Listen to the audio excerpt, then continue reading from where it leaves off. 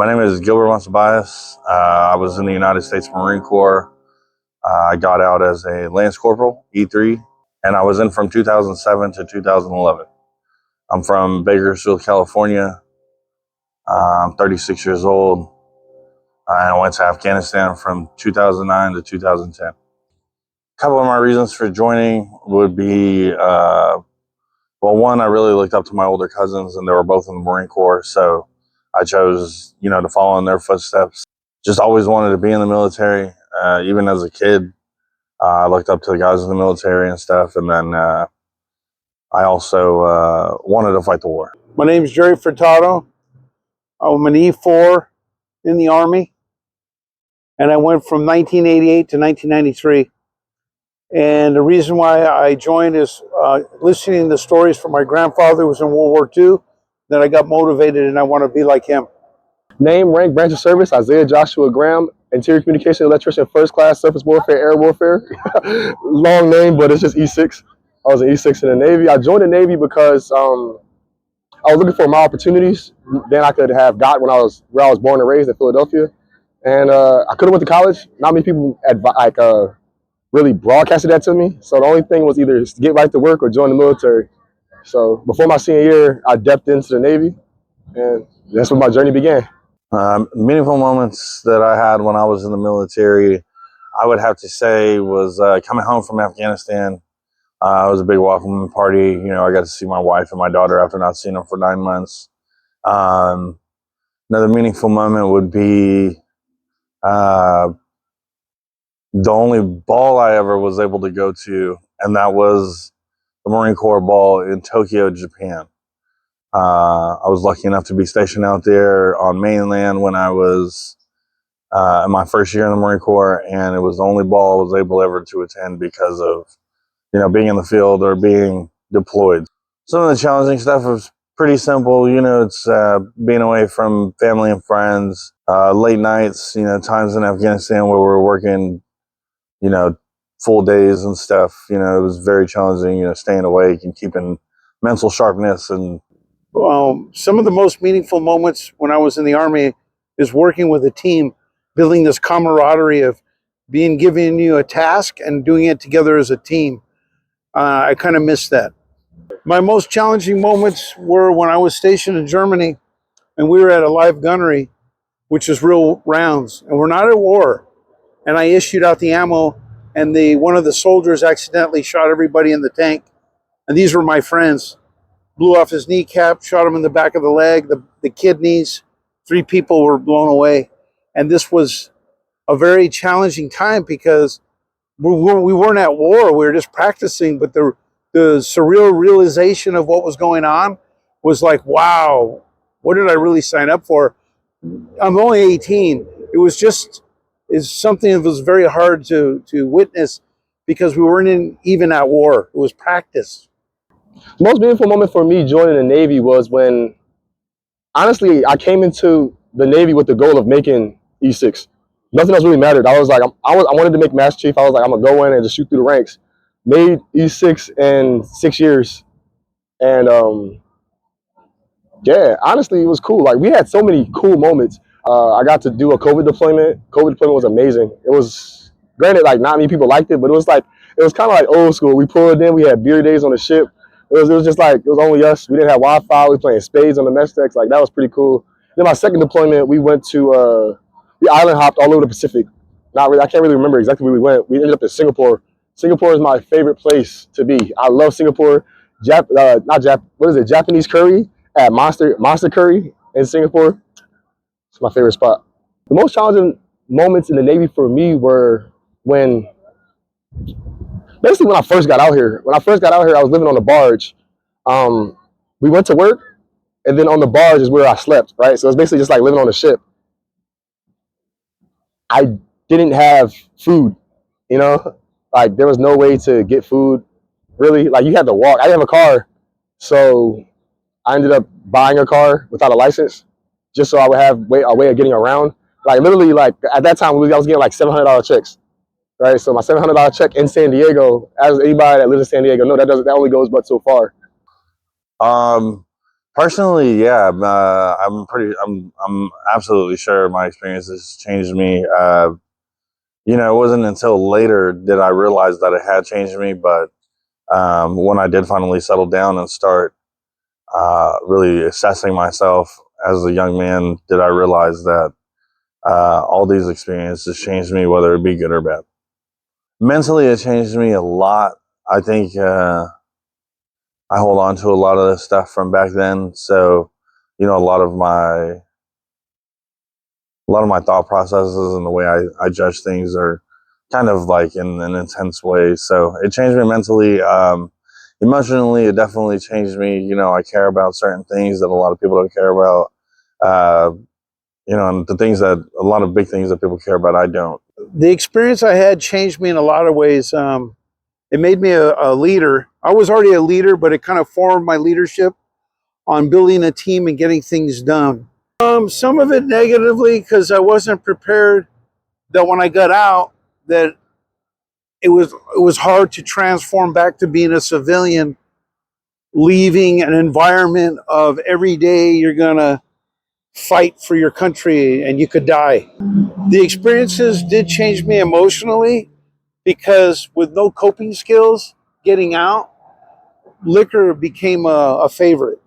And I think that was to put down what I didn't want to recognize. My experiences did change me mentally on adapting from a infantry way of living to a civilian way of living is two different apples and oranges. Mentally, it changed me more so. I can't say angry. I don't really know how to describe the emotion. Like I became mean, and I didn't think I got mean, but I kind of got very short tempered, kind of. And I'm trying to work my way back to being like the fun loving, laughing Isaiah, but without regretting the past. Like a lot of I kept falling very close to alcoholism and like being an alcoholic. It felt like falling without knowing when I was going to land. Like when you get out, you go through these classes and they're supposed to help you like build a resume and uh, learn how to do like all kinds of random things that you didn't know as a civilian. And it was a blur. Yeah, transitioning out of the military sucks. And this isn't just the Marine Corps. This is, I've talked to a bunch of guys from different branches, and, some of the guys were better off than I was when they got out. So, their time being a civilian is a little easier, but some guys are just like me and they can't. It's hard for them. It's a lot harder for them than me. When I was transitioning out at the time in 1993, there was no support. It was a rushed ETS, get you out, and you had to learn on your own to become a civilian again. There was no classes. If they did have them, they didn't give them to me. They rushed me out. My transition from military to civilian was very like the snap of a finger. I didn't know I was going to get out, and I realized I hated what I was doing. Right, and I think that's because I did so much time on the ship. I did like six. I did 6 years on my ship, and I kept trying to put in my re-enlistment paperwork, and it kept going missing.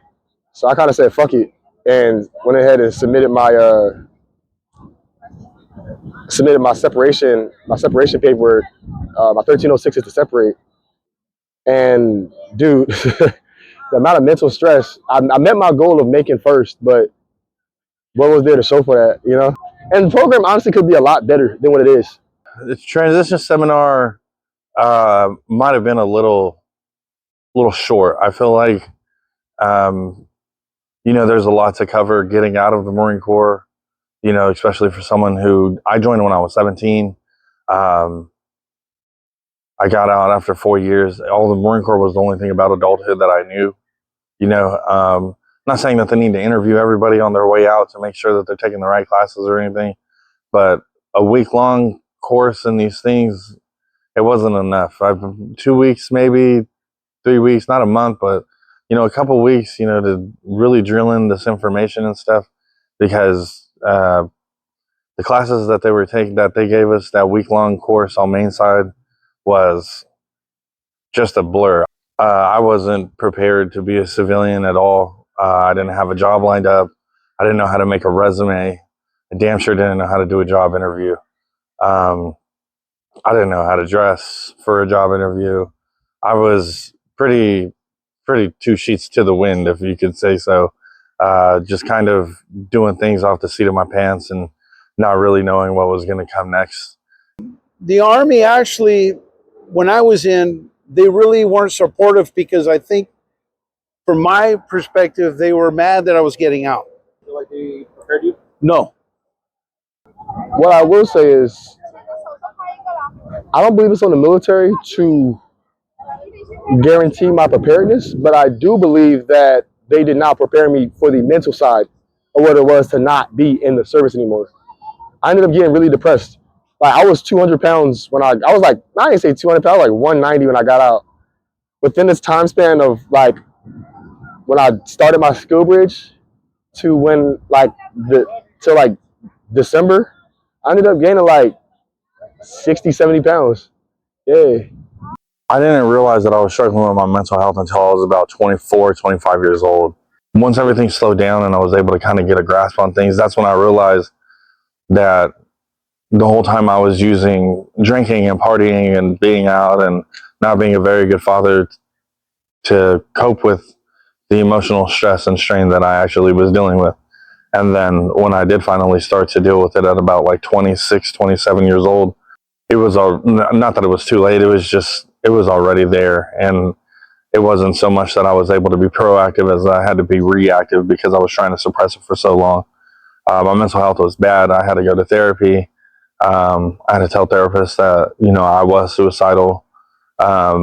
Maybe not,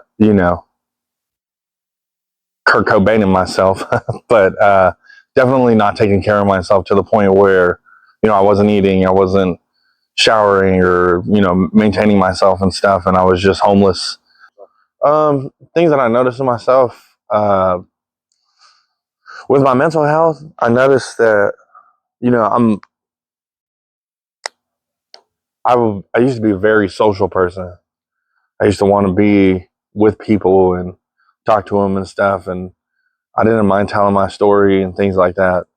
And I knew my mental health was struggling when I started to self-isolate a lot. I never had suicidal thoughts, but I noticed that my marriage disintegrated when I got out because I didn't have the support of the military in another way of like living conditions and stuff like that, facing the real civilian life where you do it on your own.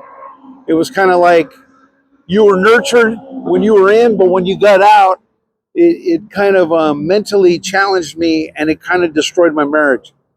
Some of the warning signs that I was struggling with mental health was when we would get in arguments, I didn't know how to be transparent.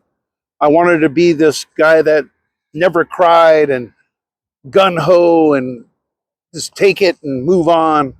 And in the marriage, that didn't work good. And in the end, it caused a divorce. So I never had, something crazy, bro. And nobody really talks about this. I had times where I felt I wish I just didn't wake up, but I never had thoughts of taking my own life. Alcoholism. I used to drink. At one point, I drank every day to get drunk. You know, and once I realized it, I stopped. Like cold turkey, stopped for a while, reset. But it's that starting back up. You think it's casual, then just dive too deep. All right, I gotta stop for a little bit. Dive too deep. Stop for a little bit. Dive too deep. You know what I mean? Initially, there was a stigma about getting mental health for me because, in my immaturity, I felt like I was stronger than my problem and that I didn't need no help. It was a sense of pride, not wanting to reach out for anything or need a handout. Well, I thought it was, it was just, I sat there and, I just, instead of getting the help I needed, I was too proud to. And, I thought, being a big bad Marine, I'd be able to get over and through anything. That's what we do. But it was not that easy. Some of the stigmas I picked up was to never be transparent with the couple, like when I was married, never cry, just move on, because when you're a grunt and you're in infantry and you're told just to suck it up and move on, you bring that into the marriage, and then the wife is affected. So that stigma was to never show my emotions. The biggest thing, it was more so internal, well, and external, but like I kind of started getting like really depressed and really like hesitant, and like I started feeling like I don't really know how to describe that feeling, but it's when you feel like you're at the bottom of a pit and you can't get out. But I love what I did for the ship. Like I said, I had eyes set on making first. I had eyes set on like to a goal. So I was going head first. All this stuff was weighing me down, but I was pulling that stuff along until it finally got to a point where I couldn't pull it no more. And that's when I decided to get out the military.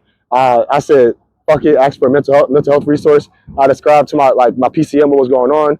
They tried to put me on medication. They pulled me off of carrying a gun.